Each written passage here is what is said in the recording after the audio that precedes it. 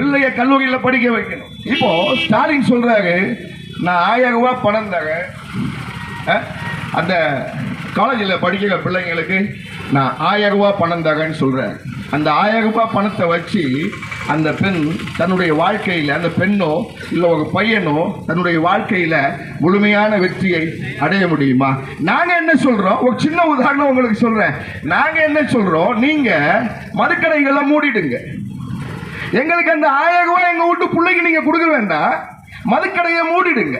ஒரு வீட்டில் ஒரு நாளைக்கு டெய்லி குடிக்கிற ஆள் இருந்து ஒரு நாளைக்கு 200 ரூபான்னா மாதம் எவ்வளோங்க? 6000 ரூபா.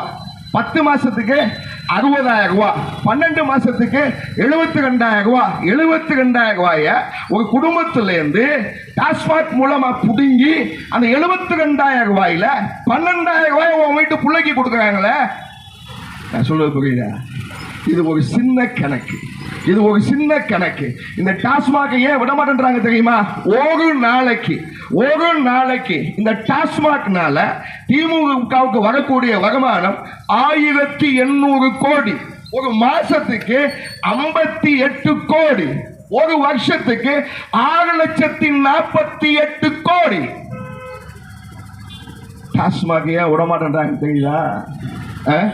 வருமானம் இருக்கு சாரு, அதுல வருமானம் இருக்கு. நான் என்ன சொல்லுகிறேன், ஒரு நாட்டின் குடிமக்களை சிந்திக்க விடாமல் மனித சக்தி என்று சொல்லுவார்கள், மனித சக்தியை அவனுடைய வாழ்க்கையிலிருந்து வெளியே எடுத்து அவன் எதையுமே யோசிக்க முடியாமல் தன் குடும்பத்தை கூட நடத்துவதற்கு அவனுக்கு சிக்கலாக அது மாறி புரியணும். இந்த அரசியல் கட்சிகள் என்ன செய்யுதுங்கிறத நீங்கள் புரிந்து கொள்ள வேண்டும். நான் கேட்கிறேன், ஒரு மனிதனை முழு நிறைவுக்கு கொண்டு வராத ஒரு கட்சியா? எடப்பாடி சொல்றாரு, நான் அந்த கொரோனா காலத்தில் நான் உங்க எல்லாரையும் பார்த்துக்கிட்டேன். என்ன பார்த்தீங்க, என்ன செஞ்சீங்க? கொரோனா காலத்தில் எவ்வளவு ஃபண்டு நமக்கு வந்துச்சு, அந்த ஃபண்டில் அந்த கொரோனா காலத்தில் நமக்கு வந்த நிதியில் எந்த அளவுக்கு நீங்க செஞ்சீங்க, அதே போல கஜா புயல் அப்ப வந்த நிதியில எந்த அளவுக்கு நீங்க செஞ்சீங்க, எந்த அளவுக்கு நீங்க வச்சுக்கிட்டீங்க, வெள்ளரிக்க விட முடியுமா? நான் சொல்றேன், அதிமுகவோ திமுகவோ இதுவரையும் நம்மை ஆண்ட கட்சிகள், இந்த 2 கட்சிகளும் ஒவ்வொரு வருடத்தின் வரவு செலவு கணக்கை எங்களுக்கு காண்பித்து விட்டு களத்திலே நிற்க முடியுமா? அதான் கேள்வி.